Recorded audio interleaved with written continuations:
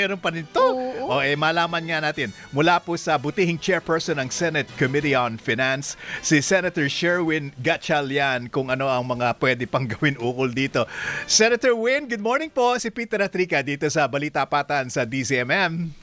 Good morning, Rica. Good morning, Peter. Magandang umaga sa inyong dalawa. Happy New Year, Senator Win! Oy, kung sa pachay. Chinese New Year. Good morning. Red na red talaga. Senator, so etong PRC issue na ito, alam namin na hindi usually nababalita itong mga ito, at least in the past decade, bihirang-bihira. Pero nung kapanahonan ng 60s, 70s, madalas ito eh. So, Cheating. Actually, tama ka, Peter, nangyayari pa rin to. No? In fact, lumabas lang to dahil ina-update namin yung professional teacher law. At during the update, lumabas sa mga resource persons natin na talamak pa rin itong mga linilik na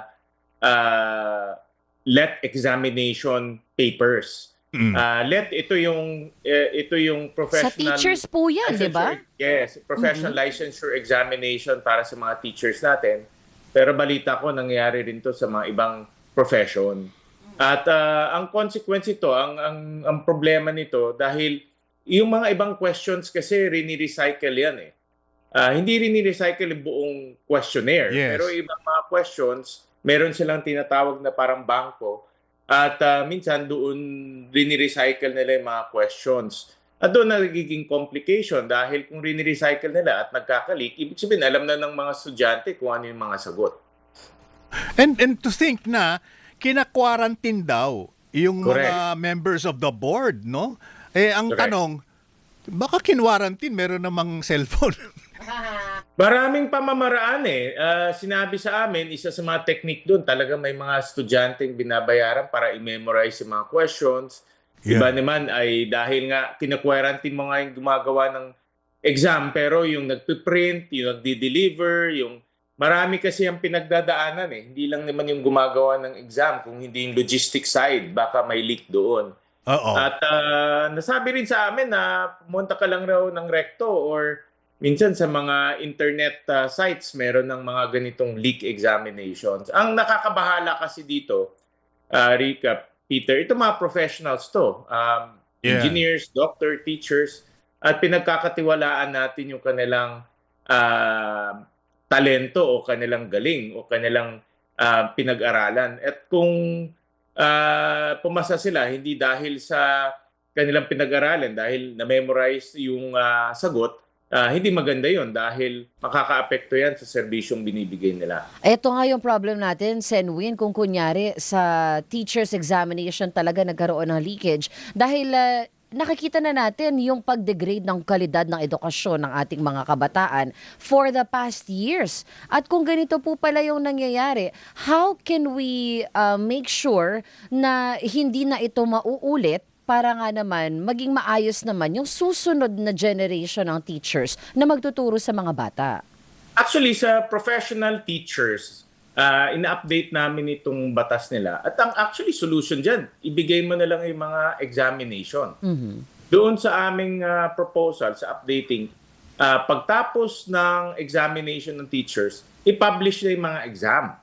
Una-una, para malaman ng mga eskwelahan kung sino yung mga bagsak.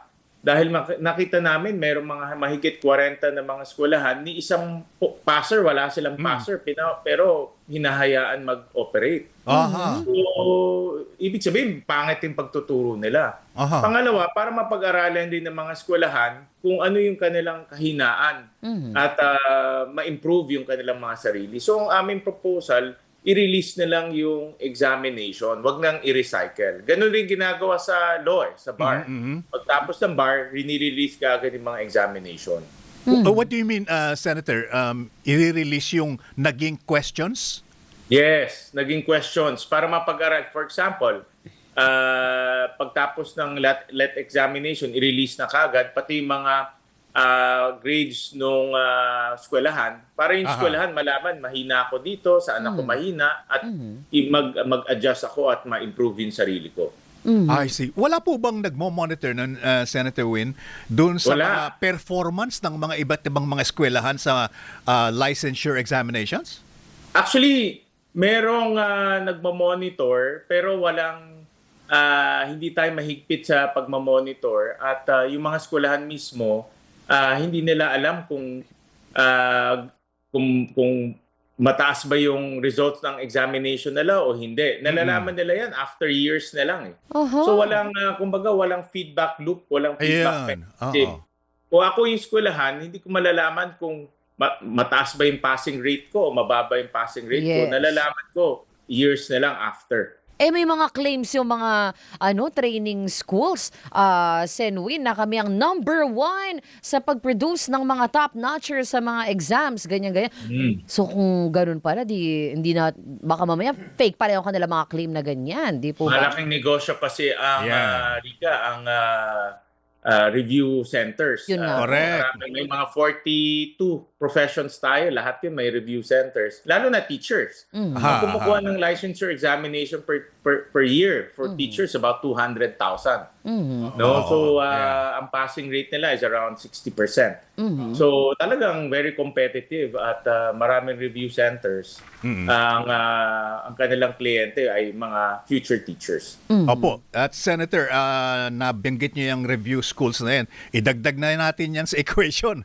Kasi hindi naman lahat ng mga nag-licensure exam, whether bar or CPA or whatnot, doon mismo nag-review kung saan sila gumraduate. May mga review schools talaga, di po ba? Aba, naalala ko nung ako yung nagre-review, pinapapasok kami ng alas 5 ng madaling araw. Sa review center? Oo. Kaaga? Alam mo kung bakit? Kasi, pare, may leak. Ayun nga, leak nga. Well, hindi mo naman malalaman kung leak yun o hindi. pero syempre, kami nagnonovena na kay St. Jude. Diba? Baka nga po, sige, pasok tayo alas 5 ng madaling araw. Pero ito, galing na itong comment na may leak ay galing na ito sa mga resource persons natin in the teaching profession. At sila mismo nagsasabi na talamaking ganyan, lalo na ngayon sa internet. No? So kung marunong kang maghanap sa internet, mahanap mo yan, which is not good. Hindi talaga yun yung intention. Kaya malaking reforma ang ginagawa natin sa teaching profession sa pamamagitan ng batas. Pati yung review board or yung gumagawa ng examination, inaayos rin namin. Gagawin natin na yung mga board composition mga magagaling at merong master's degree at doctorate degree. At ginagawa rin natin, sinisigurado rin natin na yung mga aplikante qualified rin. Senwin, after ng kanilang passing sa licensure exams, no, na guro na talaga sila, pagkatapos po niyan, i-upskill na lang nila yung sarili nila, di ba? Attend sa mga May seminars. CPD sila, yung Continuing Professional Development. Yes, pero wala tayo nung pag-check ulit ng or assessment tests to see if they are still good professors, if they can still cope up, no? Hindi po kaya Wala tayong ganyan. Hindi po kaya pwede nating gawin yan or as a test just to see kung kunyari baka ng daya ito, nakakuha nga ng leakage, di ba? Tignan natin, pagtagal throughout the years, meron pa ba siyang kakayanan na makapagturo? Wala tayong ganyan. Rika, basta pumasa lang sila, basta makakuha sila ng credit sa CPD, yung Continuing Professional Development nila, ay marirenew nila yung kanilang ID. At maging ito cut across all different professions, whether doctor ka or lawyer ka or others, para ma-renew mo yung professional ID mo at pwede ka pang ulit mag-practice. Pero yung exam, wala nang ganyan. Dati may kinakonduct ang DepEd for math and English, pero tinanggal nila yon. So yun din isang bagay rin na gusto natin ibalik sa loob ng DepEd. Okay. I'm curious, Senator Win, ano ang usually passing average sa teachers' licensure examinations? Mga around 60% yan on the average ang passing rate. Actually, tumaas na yan. Dati mas mababa pa, Peter. So, on the average, mga 60 to 65%. And which is, I think, is very decent, ano ha? And Decent yun. yeah, and it brings to the fore, though, yung issue nga na, I mean, we're talking about teachers, mga guro. Ito yung mga magtuturo, ito yung mga modelo ng moral values, di ba? And education in and of itself. Tapos, medyo madudumihan dahil dito sa leakage na ito. Correct. Tama ka doon, no? From a macro perspective, yun na, no? Na may mga issue ng pagka-leak, tapos may mga kumukuha rin ng mga applicants na kumakagat naman dito sa mga leak examinations at hindi maganda dahil nga ituturo mo good manners and right conduct pero umpisa pa lang gumagamit ka na ng leak.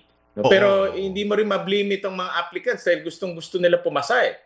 No, nag-aral ka ng 4 na taon, nagbayad ka ng tuition fee, kung private ka or nagbayad ka ng expenses mo, tapos ikaw lang ang pag-asa ng pamilya, hindi ka talagang parang kakagat ka sa ganito para lang pumasa. Para din tayo magiging yung no student left behind nito, Senwin, na kahit hindi naman talaga equipped yung bata dahil nga ganun yung polisiya ipinapasa na lang, di po ba? Correct. Magkakaroon to ng matinding effect doon sa mga tuturuan itong mga supposedly standard na talaga at pasado sa teachings yung mga teacher na ito. Tama ka doon. Kaya nga talagang isa sa mga solution, simplihan na lang. Wala nang leak kung after exam i-release na yung mga examination, di wala nang leak, no? Dahil nga itong mga examination available na for everyone. Pero hindi pa rin natin pwedeng hindi tayo rin pwedeng magpabaya dahil baka naman yung leak doon sa paggagawa ng examination. Kaya ito yung isa sa mga iniimbestigahan namin ngayon dahil sabi ko nga, kina-quarantine gumagawa ng leak pero sa pagdi-deliver ng examination baka doon naman nangyayari. Di po ba meron ding yan, partner and Senwin, parang practical exam also, yung magtuturo sila para ipakita yung kanilang skills as a... Meron ganyan. Yung parang practicum nila. Yeah. May magsisit in. Opo. Senator Win, one last thought on this and ayoko naman na gawing mas madumi pa itong pinag-uusapan natin. Pero I remember na may mga nagsasabi na highest bidder makakakuha ng leak. Mga ganyan so it's not only a question of merong illegal leak, kundi ibinenta ba yung leak na yon. There has been instances in the past na ganun ang lumalabas lalo na specifically sa bar exams, kaya dapat talaga we should stem this right away. Tama. Hindi talaga we have to remember na ito mga examination para masigurado na yung mga professionals natin ay highly qualified and highly trained.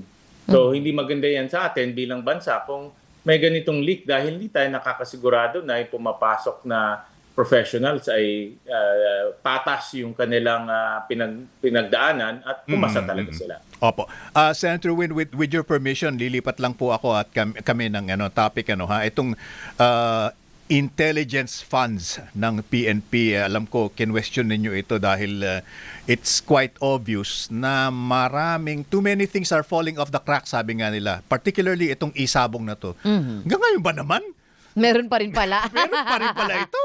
Senator. Oo, grabe nga Kasi itong isabong talagang kung matatandaan natin, sinira yung lipunan natin, sinira yung buhay ng mga kababayan natin dahil yung sabong ginawang napakadaling ma-access at makuha yung tumaya dahil gamit GCash at iba pang mga e-wallets. At hindi lang yan, nagkaroon pa ng patayan at mass murder. Correct. Hanggang ngayon, nahanap yung Mr. Atong Ang dahil nga dito sa issue ng pagkapatay ng mga sabongero. Kaya hindi lang siya nakasira ng buhay dahil sa sugal, kundi nagkaroon pa ng issue ng ganitong mass murder. Kaya nagulat nga kami during the hearing na meron pa palang ganito.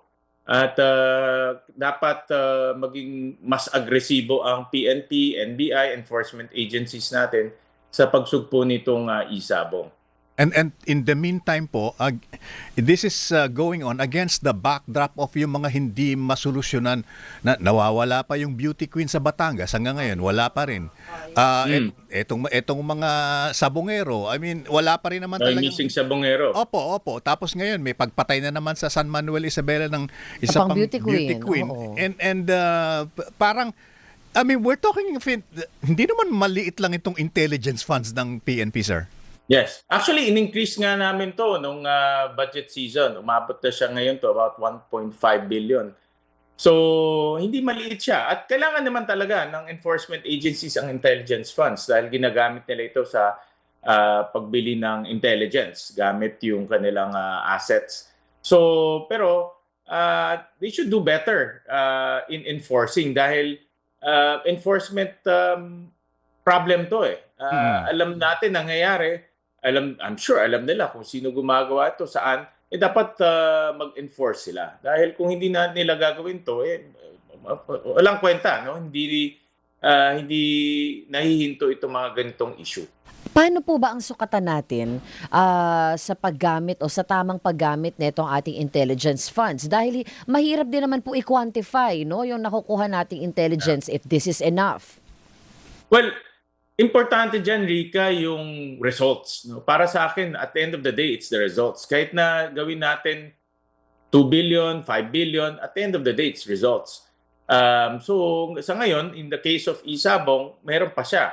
Ipinakita nga namin during the hearing. Ako, sinearch namin dito sa office. At nakita namin, alive and kicking pa itong Isabong. So, they need to enforce. And hindi ko alam kung pasok ang PNP dito, no? But it was the SILG who kept announcing na nasa Portugal si Saldico. Si Roque nandito. Nawawala pa rin si Bantag. Is that part of the supposedly intelligence fund ng PNP? Party rin ng DILG?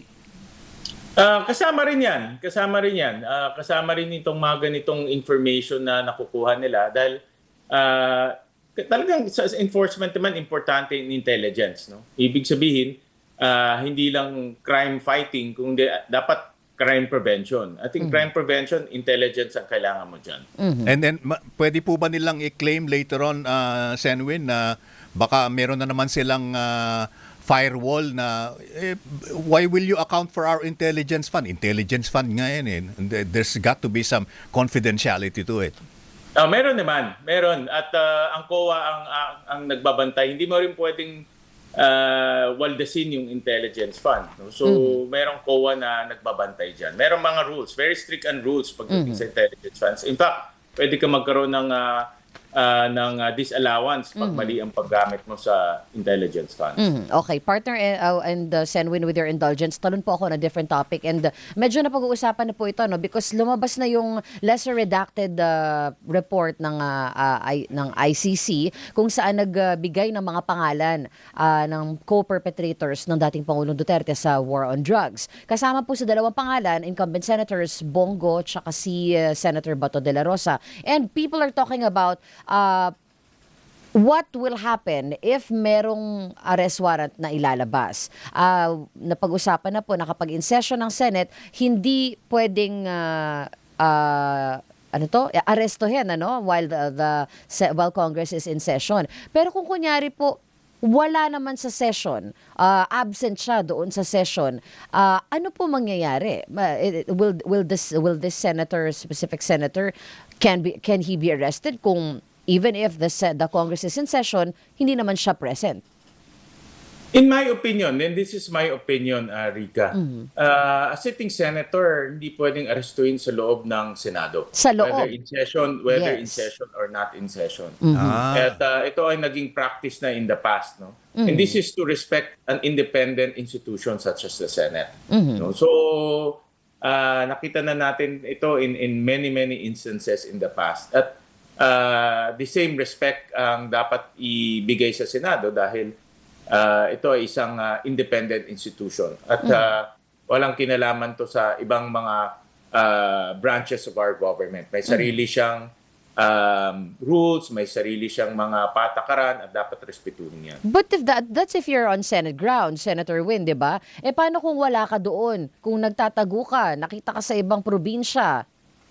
Pero kung nagtatago ka, hindi ka makikita, Rica. Sa bagay. Sa bagay. Makita ka sa... O nga naman, kaya ka nagtatago. Well, if you appear somewhere, you're not on Senate grounds while Congress is in session, can you be arrested? Oo, kasi ganun ang naging practice and respect in the past at ito ay time-aged respect na pinapractice ng ating mga enforcement agencies. Kung nasa Senate grounds ka, Senate compound ka, yan ay respeto na ibinibigay ng mga enforcement agencies natin. Meron din pong, one last na lang, Senator Win, meron din pong inilabas na bawal mag-travel si Senador Jinggoy Estrada. What's your take on this?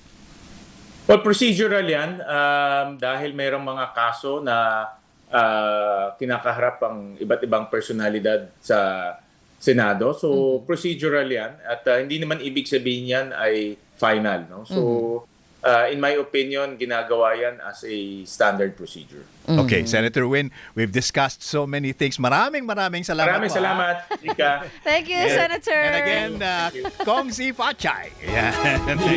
Happy Chinese New Year, Senator Sherwin Gatchalian, Chairperson ng Senate Committee on Finance.